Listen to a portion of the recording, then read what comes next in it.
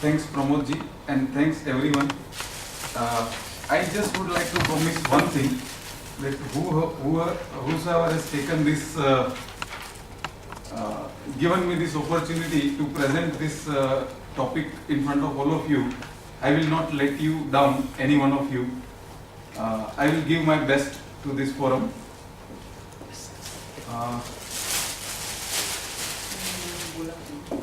Let us start something.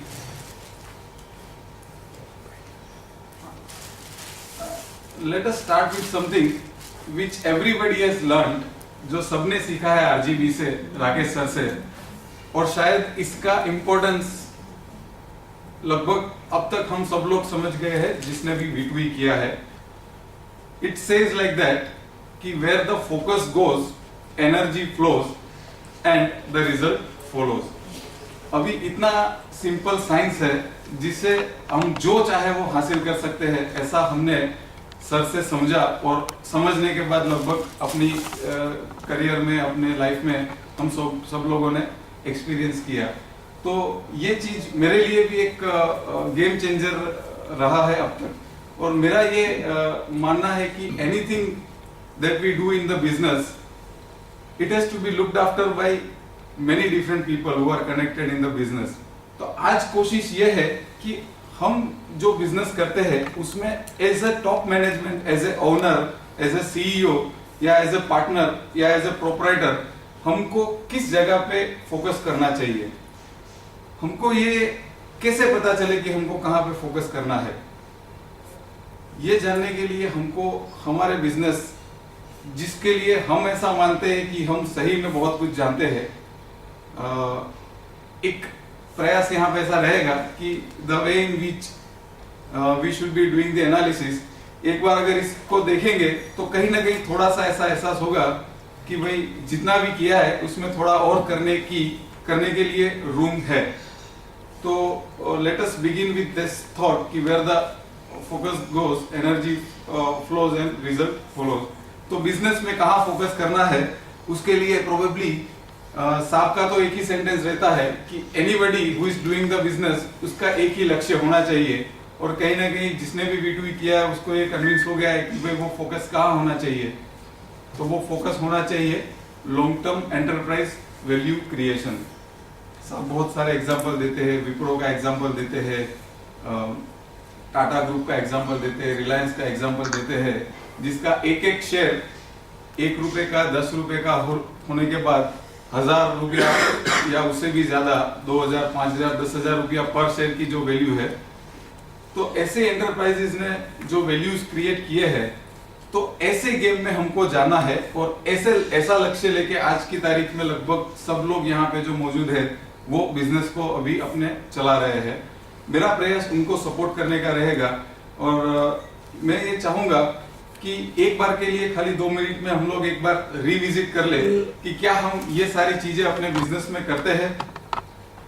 Naturally we all work for profitability. Profitability के 2 आयाम है. एक तो अपने बुक्स में जो दिखता है, जो कभी भी लगभग सही नहीं होता है, और एक होता है जो कैश प्रॉफिट है, जो कि हमारी लाइफलाइन है किसी भी बिजनेस की. We definitely always focus on this.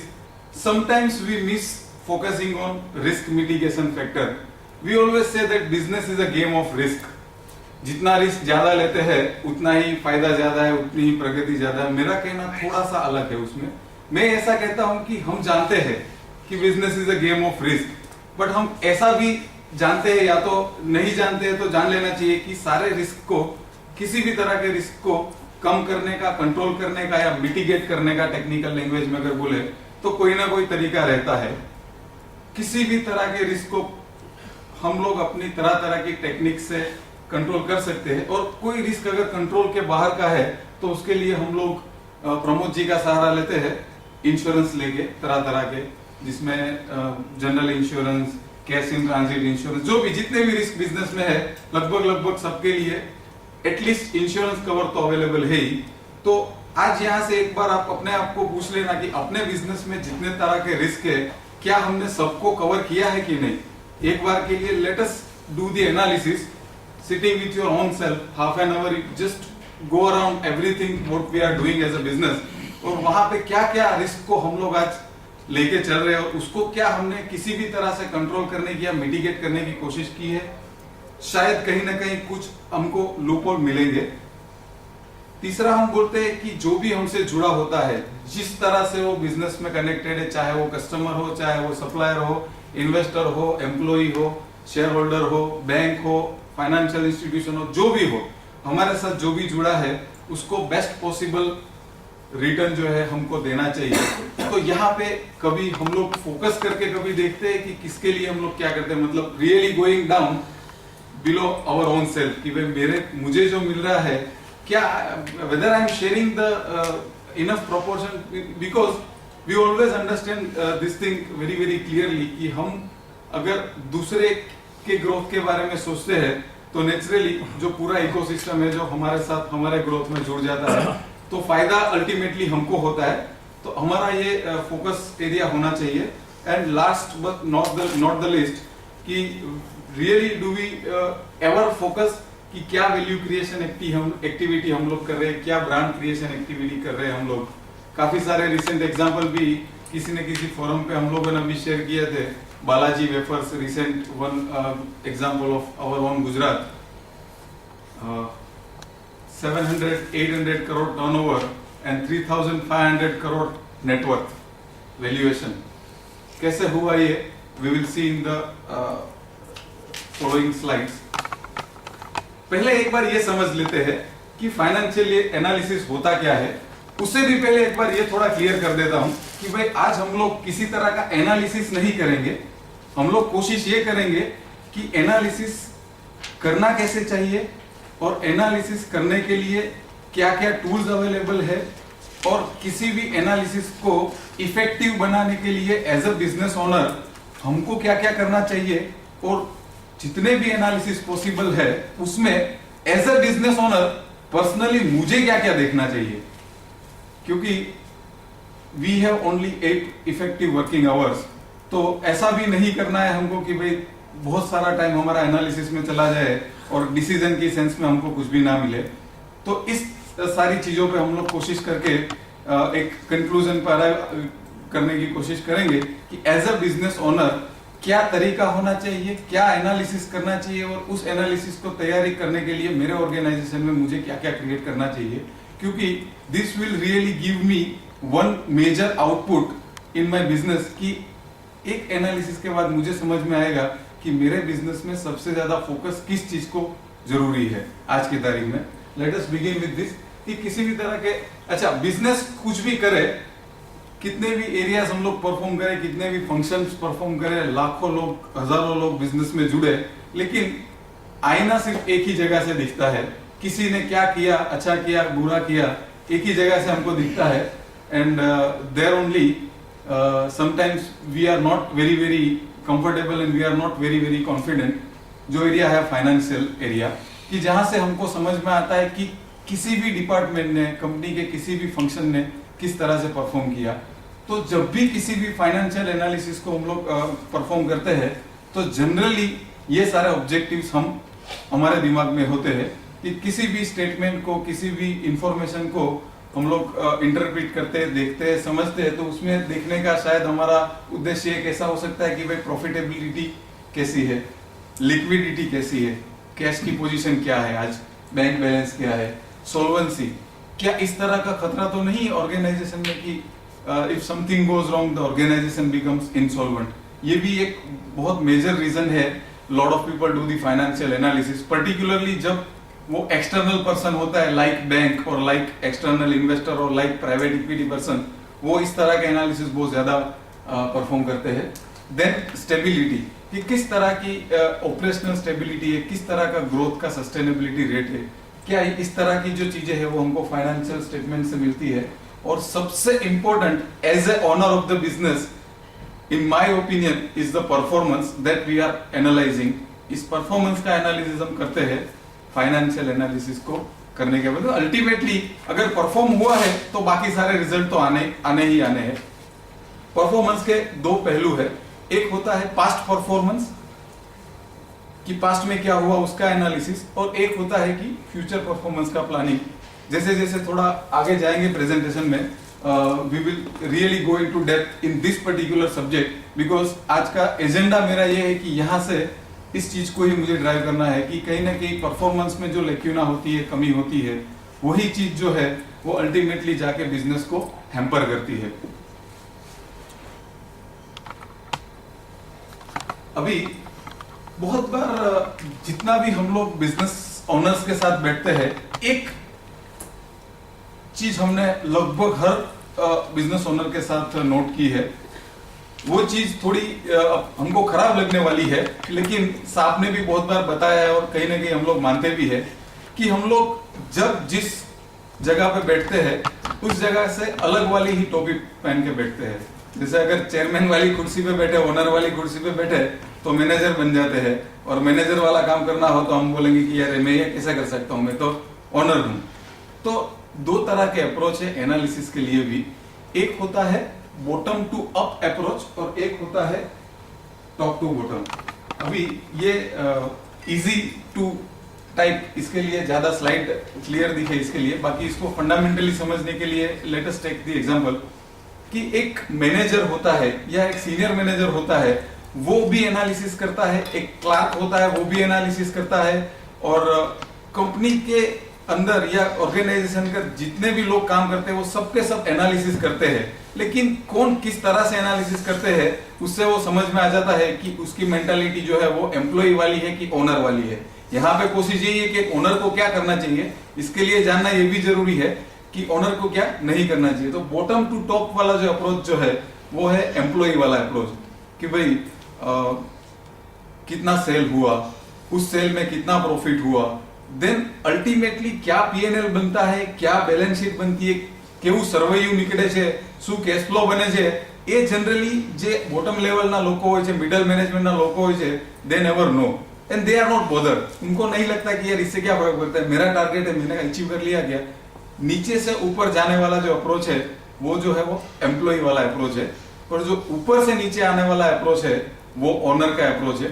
तो एनालिसिस करते हुए हमको ये चीज को हमेशा से अपने नोटपैड में, अपने जहां भी हम लोग जिस तरह से एनालाइज करते हैं वहां पे क्लियरली लिखना है कि मुझे वो एम्प्लॉय वाला थिंकिंग कभी भी अप्लाई नहीं करना है, मुझे सिर्फ ओनर वाला थिंकिंग। और ओनर वाले एम्प्लॉय अप्रोच में क्या होता है कि हम टारगेट लेके चलते हैं, और टारगेट कैसा होता है पूरे ऑर्गेनाइजेशन का, ऑर्गेनाइजेशन वाइड, और जिसमें एक एंथुजियाज्म होता है, जिसमें एक एम्बिशन होती है, और जिसमें जो है पॉजिटिविटी होती है, ऑप्टिमिज्म होता है। आज एक ओनर के रूप में मेरे पास जितना ज्यादा ऑप्टिमिज्म होता है उतना ज्यादा मैं अचीव करने की क्षमता रखता हूं। This is very very clear amongst all of us. तो मैं ऐसा सोचता हूं कि अगर मैंने कुछ लक्ष्यांक ऐसे रखे हैं, कुछ ऐसे लक्ष्यांक रखे हैं जो मेरे बिजनेस को एक पर्टिकुलर टाइम फ्रेम में मुझे अचीव करने हैं, तो मुझे शुरू यहां से करना है कि वेदर दिस इज अचीव्ड और नॉट। अगर वो अचीव्ड हो गया तो मुझे नीचे जाने की जरूरत ही नहीं है। This is to really really save a lot of time, that बहुत सारे जो ओनर्स है वो इसमें बहुत सारा टाइम गवाते हैं। इवन जूनियर लेवल के क्लर्क के काम को भी इतना बारीकी से देखते हैं कि जैसे उनके पास इनके सिवा कुछ काम ही नहीं हो, और उनके पास कितना काम है वो तो हम लोग बहुत सारे फोरम पे देख चुके हैं। But here idea is to just see कि भाई कितना कम काम करके हम लोग जो है अपना पर्पस सर्व कर ले। ये वाली जो मेंटालिटी है वो ओनर वाली मेंटालिटी है। तो ओनर को खाली इतना देखना है कि कितने टारगेट्स हमने सेट किए हैं, अगर वो टारगेट अचीव हो गया आई एम लिस्ट बोदर्ड। अगर उस जगह पे कहीं कमी है तो मैं थोड़ा नीचे आता हूँ कि भाई क्या हो गया, और थोड़ा नीचे आता हूँ कि भाई कहाँ पे रॉन्ग हुआ, कहीं इन्वेंटरी ने, स्टोर वाले ने गलती की कि क्वालिटी वाले ने की। देन मतलब अगर मुझे जरूरत पड़ती है तो ही मुझे नीचे आना है, नहीं तो अगर मैंने जो सोचा है वैसा अगर हो गया तो मुझे एनालिसिस करने की कोई जरूरत नहीं है। That is what I personally believe as a owner, क्योंकि हमारे पास we are all growth oriented people and we are all growing at a really good pace. हमको एक अच्छा समय, हमको एक वो समय चाहिए कि जहां पे हमने देखे हुए सपनों को साकार करने की जो प्रक्रिया है उसमें हम अपना दिमाग, अपनी सारी एनर्जी जो है वो लगाए। क्योंकि जो अगर वो नहीं कर पाएंगे, जैसे अभी बात की कि अगर वहां पे हमारा फोकस नहीं गया तो हम वो अचीव कभी भी नहीं कर पाएंगे। ठीक है, तो हमको टॉप टू बॉटम जाना है। अगर काम हो गया है तो आई एम लीस्ट बोदर्ड कैसे हुआ, किसने किया, my work is done, let me go to the next station, क्या करना है. तो this is really very important and I have seen personally in so many companies that owners are even interested in the work of lowest possible hierarchy की कौन क्या कर रहा है. We are not at all bothered. मेरा लक्ष्यांक है एक लेवल पे जाके मेरे ऑर्गेनाइजेशन को यहाँ तक पहुंचाना है. तो this is the first lesson that everybody has to learn कि अगर टारगेट अचीव हो गया है, forget everything, go to the next object.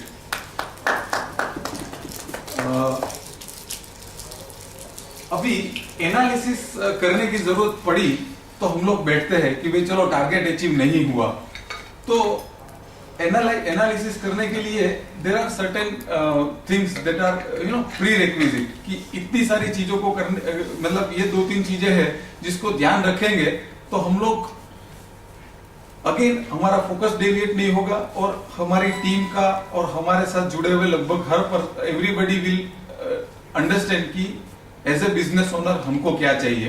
तो वो क्या 2-3 फैक्टर है जिसको हमको समझना बहुत जरूरी है. आज जब 31 मार्च खत्म हो जाता है तो 1 तारीख से ओनर का प्रेशर शुरू हो जाता है, अरे यार बैलेंस शीट बनाओ, P&L बनाओ, क्या हुआ क्या नहीं हुआ. तो ये कोई तरीका नहीं होता है बिजनेस के एनालिसिस का. बिजनेस के एनालिसिस में सबसे इंपॉर्टेंट फैक्टर है प्लानिंग. ये प्लानिंग की जब मैं बात करता हूं, प्लानिंग टू मी इज जैसे V2E में साहब का सबसे पहला सेंटेंस रहता है कि शुरू करने से पहले अंत पता होना चाहिए.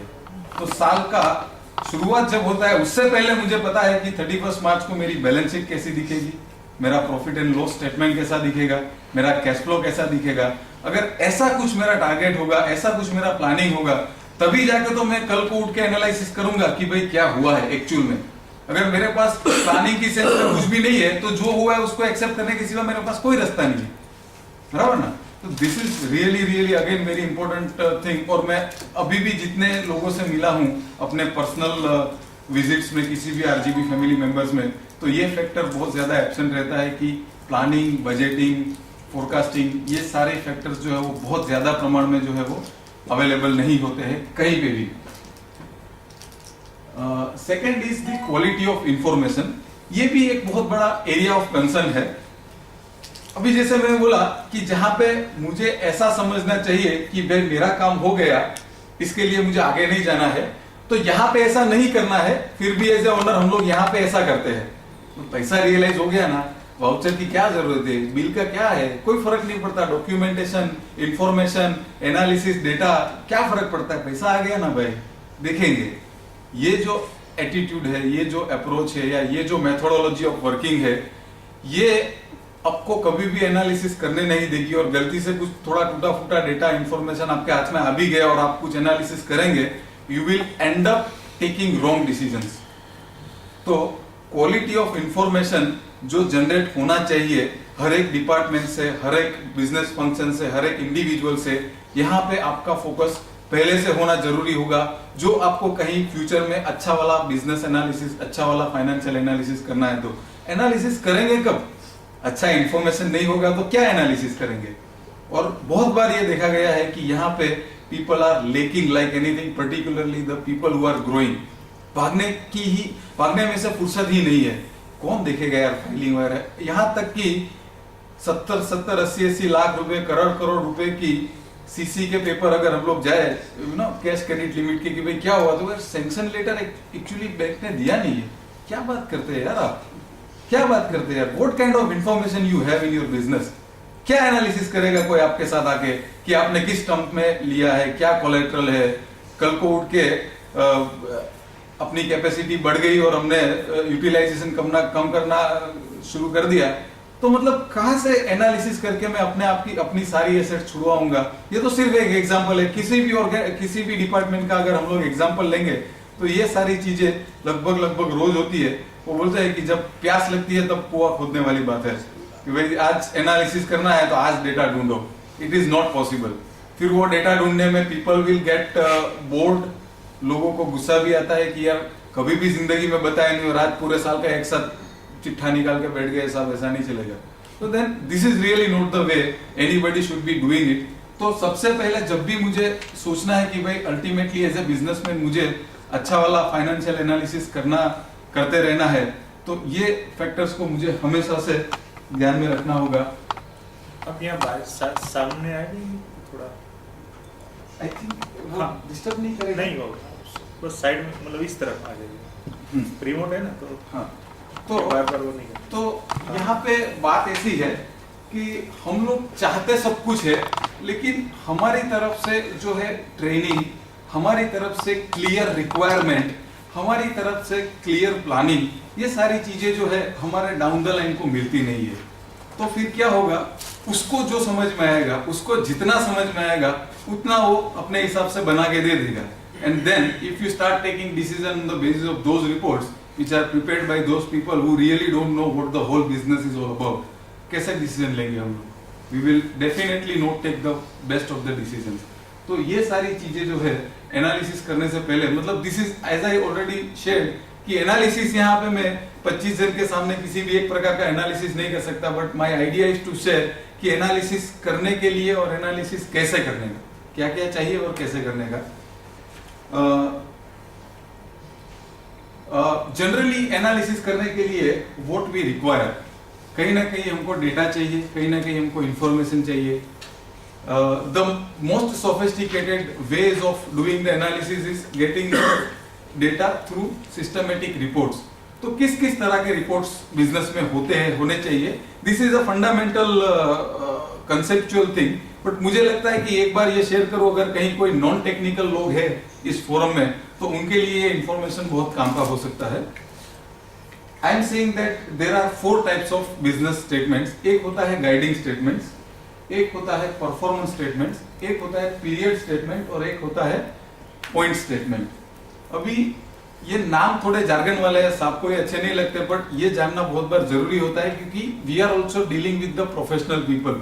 आज आपका कंपनी बड़ा होता है तो आपके साथ MBA, finance, chartered accountants, IIT, IIM people will come and work under you, for you. तो ये सारी बेसिक चीजें आपको थोड़ी पता हो, तो then you can also really do efficient leadership for that particular person. Guiding statement से मेरा मतलब है कि कंपनी का जो विजन स्टेटमेंट है, कंपनी के जो 5 साल का जो रोड मैप है, कंपनी का 25 साल के परिप्रेक्ष्य में कंपनी को कहाँ पहुंचना है, और उसके साथ इस 12 महीने में बजटरी करके कि भाई हर महीने, हर दिन, हर वीक मुझे क्या क्या अचीव करना है। This is what is the prime requirement. इसके पहले अगर मैं इसकी एब्सेंस में अगर मैं एनालिसिस करना शुरू कर दूंगा, तो जैसा हमने पहला डिस्कस किया कि क्या एनालिसिस करूंगा, किसके सामने एनालिसिस करूंगा, कंपेयर किससे करूंगा। अगर 5 से ही कंपेयर करना होगा, तो 5 से तो मतलब 2-4-6 महीने में तो पूरी दुनिया बदल जाती है, बिजनेस के सारे फंडामेंटल बदल जाते हैं। तो जैसे ही साल शुरू होता है, उससे पहले हमारे पास गाइडिंग स्टेटमेंट्स होने चाहिए, और उस गाइडिंग स्टेटमेंट्स के बेस पे हम लोग बहुत सारा एनालिसिस कर सकते हैं। दूसरा मैं बोलता हूँ परफॉर्मेंस मेजरमेंट के लिए जो कुछ स्टेटमेंट होते हैं, जिसको हम लोग ज्यादातर MIS के रूप में जानते हैं, management information system. This is particularly needed at all the owners level, कि भाई क्या क्या तरह का ऐसा डेटा है, चाहे वो कोई प्रोफेशनल हो, चाहे कोई ट्रेडर हो, चाहे कोई मैन्युफैक्चरर हो, चाहे कोई बहुत बड़ी इंडस्ट्रियलिस्ट या 10 industry like Jignesh sir 5 companies at a time चलाते हैं। अभी एक बार हमको ये सोचना वाजिब लगता है कि somebody like रतन टाटा और साइरस मिस्त्री ये ग्रुप का फाइनेंशियल एनालिसिस 100% करते होंगे एज ए ओनर, तो क्या करते होंगे वो लोग? उनके पास जो डेटा जाता है थ्रू मैनेजमेंट इंफॉर्मेशन सिस्टम, वो डेटा इतना क्लियर होता है, वो डेटा इतना ऑब्जेक्टिव होता है कि जिसके ऊपर आंख बंद करके बिलीव करके डिसीजन ले सकते हैं।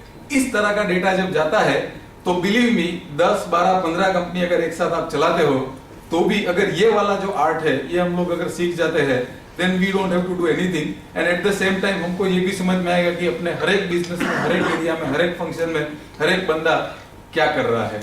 तो ये एक होता है performance statement which is very very essential for anybody to understand और डिजाइन, जिसके बेस पे पीरियोडिकली कभी महीने में, कभी 3 महीने में, 6 महीने में, साल भर में बहुत सारा एनालिसिस हम लोग करेंगे। तीसरा होता है period statement. Period statement is nothing but profit and loss statement या तो कैश फ्लो स्टेटमेंट, कि जिसमें हम लोग ये देखते हैं कि एक पर्टिकुलर पीरियड जिसमें बिजनेस में जनरली 12 महीने होते हैं, एक साल होता है, तो एक साल में हमने क्या परफॉर्म किया उसको देखने के लिए जो स्टेटमेंट है, जिसका नाम थोड़ा बदला है अभी सरकार ने इंटरनेशनल लॉस के साथ मैप करने के लिए, आजकल उसको statement of profit and loss बोलते हैं। पहले के जमाने में प्रॉफिट एंड लॉस स्टेटमेंट बोलते थे।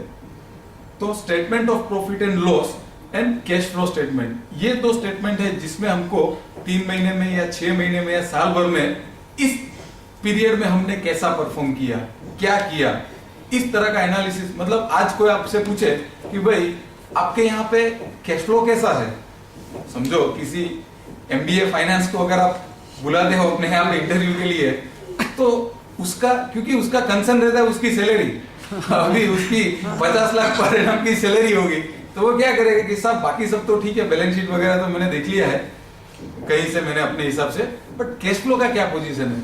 अभी as a owner can we really tell him कि यार ये क्या होता है, कैश फ्लो स्टेटमेंट क्या होता है और उसमें क्या दिखता है। तो कैश फ्लो स्टेटमेंट में बेसिकली दिखता ये है कि हम लोग जो भी करते हैं बिजनेस में, उसमें 3 तरह की एक्टिविटी होती है। एक होती है कि जो हमारा कोर बिजनेस जिसको बोलते हैं ऑपरेटिंग एक्टिविटी, दूसरा होता है फाइनेंसिंग एक्टिविटी, और तीसरा होता है इन्वेस्टिंग एक्टिविटी। एकदम खाली एक लाइन का इंट्रोडक्शन दे दूंगा जिसके कि ये बेसिकली अगर कोई टेक्निकल पर्सन है तो उसको थोड़ा ये समझ में आ जाए। Operating activity is everything that I am doing for my business. Financing activity is taking और रीपेमेंट ऑफ एनी लोन, वो कोई वर्किंग कैपिटल हो सकता है, टर्म लोन हो सकता है, किसी प्राइवेट इक्विटी से लिया है, किसी से भी लिया है। अगर लोन लिया है या लोन दिया है या कैपिटल का आना जाना हुआ है तो वो होता है फाइनेंसिंग एक्टिविटी। और इन्वेस्टिंग एक्टिविटी में ज्यादा करके क्या आता है कि हमने कुछ इन्वेस्टमेंट किया हो, कोई प्लांट, कोई फिक्स्ड एसेट्स, ये सारे जो इन्वेस्टमेंट है कहीं शेयर्स में, डिवेंचर्स में, जो हमारे इन्वेस्टमेंट, तो इससे ये स्टेटमेंट को देख के किसी भी बिजनेस के बारे में कोई जानकार इंसान इस स्टेटमेंट को देख के 5 मिनट में बता सकता है कि बिजनेस की हेल्थ कैसी है। सिर्फ 5 मिनट में बिजनेस के पास कोई डायरेक्शन है कि नहीं, बिजनेस के पास कोई प्रायोरिटी है कि नहीं। तो अगर कोई आउटसाइडर 5 मिनट में अगर बता दे तो एज अ बिजनेस ओनर ये स्टेटमेंट हमारे लिए कितना इंपॉर्टेंट है कि अगर कैश फ्लो स्टेटमेंट को बनाना, समझना और इंटरप्रेट करना आ जाए तो इट कैन रियली हेल्प। क्योंकि ultimately what matters is cash. वो कागज के थप्पे बिल इश्यू कर करके what it gives only tension कि यार पैसा आया नहीं है, पैसा आया नहीं। जितना रियलाइज होता है दैट इज मनी। तो और point statement is again very important कि किसी भी गिवन पॉइंट ऑफ टाइम में मेरा बिजनेस कहाँ खड़ा है। साहब जो बोलते हैं ना वो grow model, where we stand and where we want to go and what are the obstacles and how we will overcome it. तो आज कहाँ खड़े हैं वो किसी भी मोमेंट पे एज ए बिजनेसमैन आपको बहुत सारी ऐसी सिचुएशन आ सकती है कि कोई पूछेगा कि साहब आप कहाँ खड़े हैं। जैसे आपको एक्सटर्नल फाइनेंस की जरूरत पड़े तो एक प्राइवेट इक्विटी वाला या बैंकर या कोई भी बोलेगा साहब आज आप कहाँ हैं। तो आज अपने बिजनेस को हम लोग बिजनेस की सेंस में एक्सप्लेन करेंगे तो सामने वाला मानेगा नहीं या तो समझेगा नहीं। हमको उसको फाइनेंशियल टर्म्स में समझाना पड़ेगा कि साहब आज हम लोग यहाँ पे है। और उसका बहुत सादा सीधा एवरीबॉडी नोज कि बैलेंस शीट का थोड़ा बहुत एनालिसिस जो भी बिजनेस कर रहा है उसको सबको आता है, वेदर इज अ टेक्निकल और नॉन टेक्निकल पर्सन। बट यहाँ पे बहुत सारा मतलब जिसको बोलते हैं कि कितना भी इंट्रोस्पेक्शन अगर बिजनेस को करना है कि किस एरिया में ज्यादा फोकस करना है, किस एरिया में लक्यूना है, किस एरिया में इम्प्रूवमेंट का बहुत ज्यादा रूम है, उसके लिए बहुत ज्यादा इंपॉर्टेंट स्टेटमेंट है हमारा balance sheet. Not only for us, for everybody who is going to come to visit my factory, my office और माय प्रीमाइसेस। तो ये 4 तरह के स्टेटमेंट में से मैं तरह के एनालिसिस करता हूँ, एवरीबॉडी डज इट। तो ये फंडामेंटल समझ आती है तब मुझे लगता है कि भाई इतने सारे स्टेटमेंट्स कभी मैं देखता हूँ, नहीं देखते तो थोड़ा देखना शुरू करना पड़ेगा। क्योंकि अगर मैं यहाँ पे बोलूँ कि फाइनेंशियल एनालिसिस करते हैं तो this is the starting point. अगर यहाँ पे कोई भी चीज कंसेप्चुअली थोड़ा सा भी नहीं पता है तो इट इज रियली अलार्म कि इसके ऊपर से we will take a call कि वे आगे जाके हमको ये सारी चीजों को थोड़ा ज्यादा समझना है।